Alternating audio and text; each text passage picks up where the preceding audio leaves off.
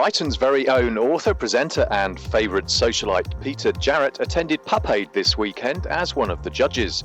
Pup Aid, founded 3 years ago by TV vet Marc Abraham, is an annual charity event to raise awareness of cruel puppy farming practices in the UK. This year it took place at Primrose Hill, London, instead of its usual venue of Brighton. The glorious summer day was packed with stalls, events, music, people, celebrities and of course dogs.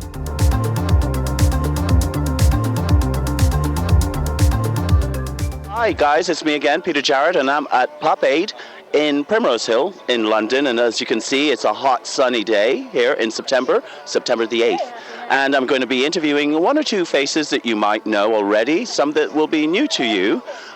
We'll start off initially with the organizer of Pup Aid, Marc Abraham, known as the TV vet. How are you doing, Peter? I'm good. How are you today? Yeah, I'm quite overwhelmed by just the love and support and, animal welfare vibes going around, and I can't thank you enough for coming too. It's always a pleasure to come and judge, and thank you for having me every year. This is the first year, folks. I was telling you that we're in London at Primrose Hill.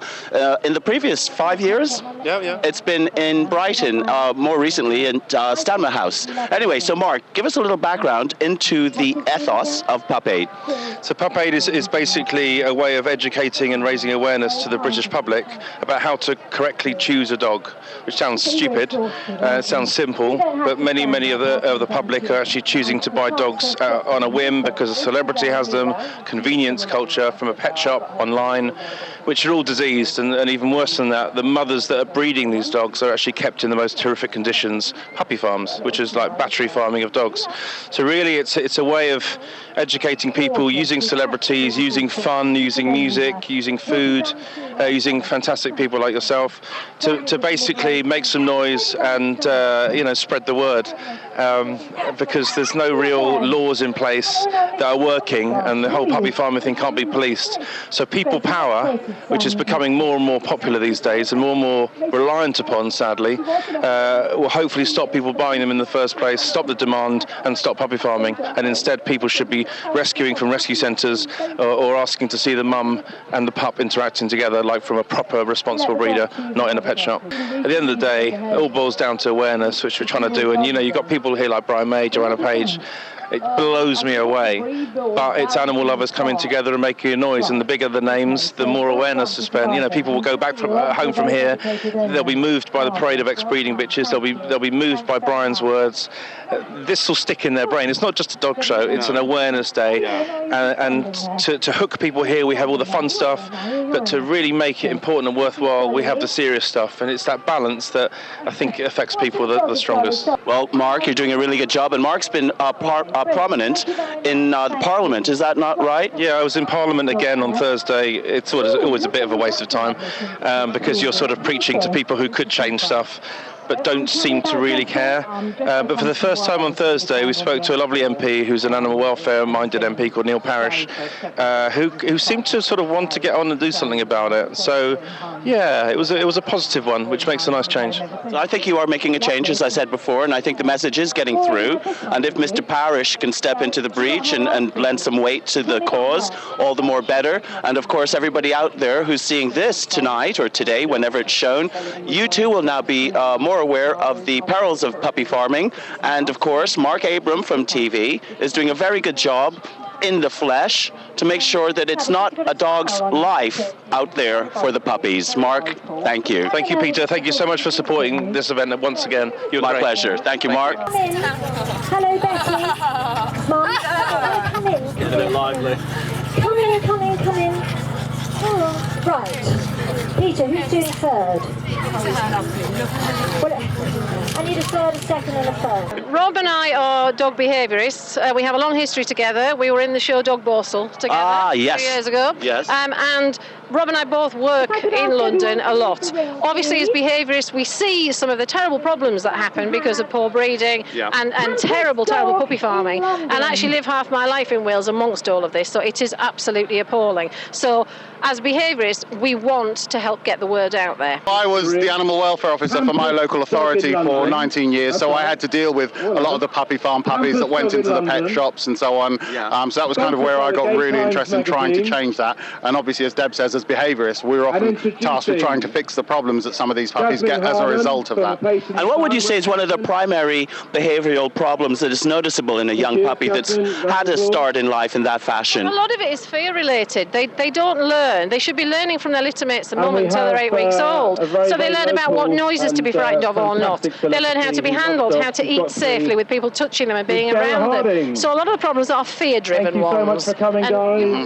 Yeah, absolutely. Some of them will also be genetic, because if you keep breeding fearful dogs to fearful dogs to fearful dogs to underexposed or under-socialised dogs to under-socialised dogs you'll develop eventually dogs that can't cope. And then they often end up being put in places like London where they just can't cope right from the time they come home. The owners are already playing catch-up, trying to change the mentality in that puppy, and often they won't succeed, so they then end up stuck with a problem dog. So when you've actually been called in to sort of help remedy a problematic pooch, and you have a pooch that is a socialized pooch, but just needs to be nudged in the right direction, it can be done. But what you're saying is that when you have a pooch that has that bad start, then it's almost impossible, nay on impossible? It can be. I mean, if your genetic material is so poor that they're inbred and have exaggerated problems, sometimes they just can't be trained. And whilst with the techniques we have these days, that's rare, it sadly does happen. Right, well, that's a scary one to know. Would you say also that the spate of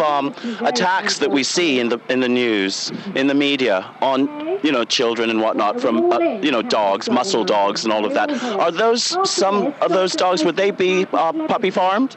They're not like, to be honest, the biggest problem with those is the lack of education with the people who own the dog. Right. And if you look at a lot of the attacks on children, a lot of them are guarding breeds who are left with a child that the family think the dog should regard as a member of their family. But in fact, it's a grandchild that the dog hardly knows, or a niece that it sees occasionally. And to the dog, that's just a stranger. Right. They leave the dog and the child together. The child does something that is inappropriate, and the dog behaves the way it's been encouraged to behave by the owners, to be a guard dog. So he says, you need to stop that. And because he doesn't have a personal relationship with this child, he puts it in this place the way he would as a dog, and then we put him to sleep. Well, that's just unfortunate. There's no question. We have a huge problem in this country with dog ownership, and there are problems. As Rob says, it is about breeding generally, ownership, responsible ownership. Every section of dog ownership in this country has to be improved. It has to. If we're going to move forward, everybody needs to take responsibility. First prize. On all sides. Well, you reckon? See that one exactly. And then one up though. And then find Right, so yeah, we have to look at the Larry's the coolest dog. He's won already. I think he's adorable. Thank you. Yeah. Okay, thank you. Thank you very much.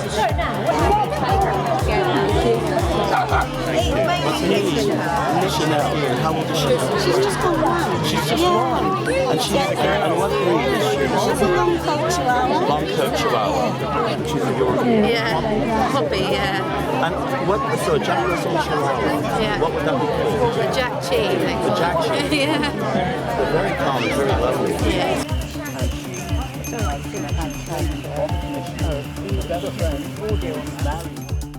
Okay, guys, I'm back here on the branding board with Lady Georgie Campbell, Lady Colin Campbell, Georgie Ziad.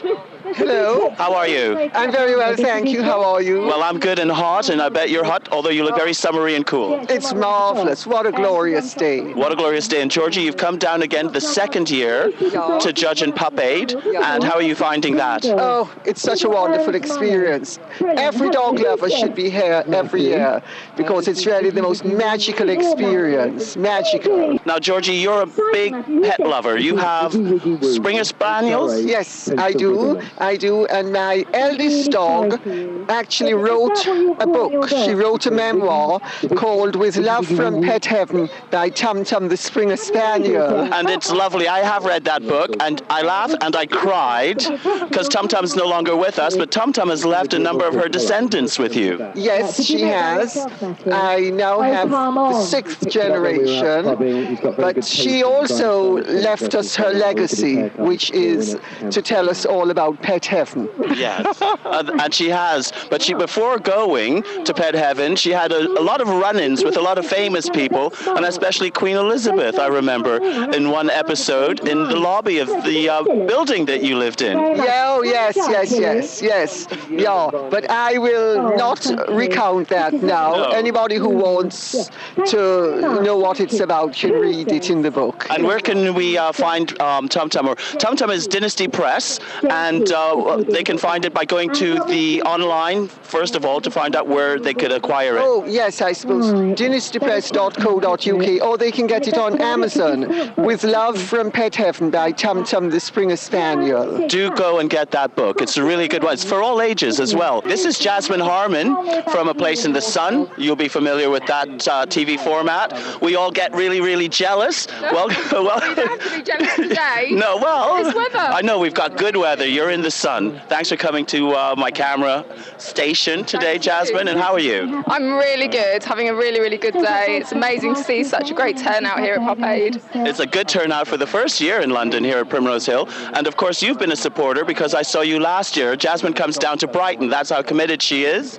That's right. I was down in Brighton last year.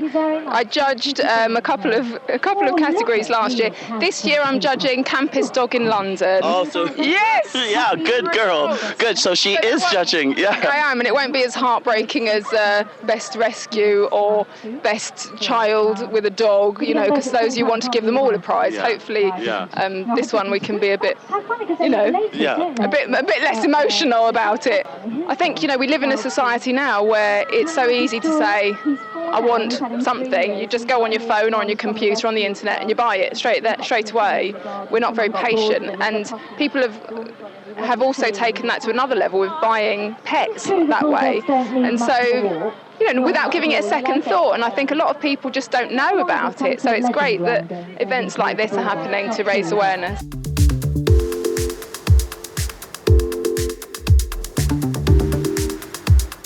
Okay, guys, we got a good treat for you here. We got Liam Gallagher. Liam, how are you? I'm very well, mate, very well. And you're enjoying the sun? I'm enjoying the sun. I'm enjoying being around by top dogs and all. Are you a big supporter of Pup Aid? You know, I'd say my bit. I wouldn't say I'm the biggest, you know what I mean? But I do my bit. If I only found out, like, you know, it was happening today, so we got in a car and booted down there. But yeah, without a doubt, I love my dogs. I love other people's dogs. Are cool. No, they're really good. And the thing about Pup Aid is that it's raising awareness. I only found out about it myself a couple of years ago. I didn't know anything about puppy farming, and that's what it's all about. Yeah. So I don't know as much as I should do, but I'll do what I can, you know what I mean, to help out, you know what I mean, with that. Well, listen, just showing up today is going to show great support for it in the city, obviously. Yeah. And, you know, so that's very good. But I know you're busy. I'm not going to keep you, and thanks for having a word with us here. Liam, nice to meet you. Be good. So how did she learn that? She taught herself? No, I taught her. She's something she's very willing to learn really well. Yeah. She just wants to please. Coming up to making a decision, judges. I think They're in the pool. I still haven't spoken to. It's hard to decide.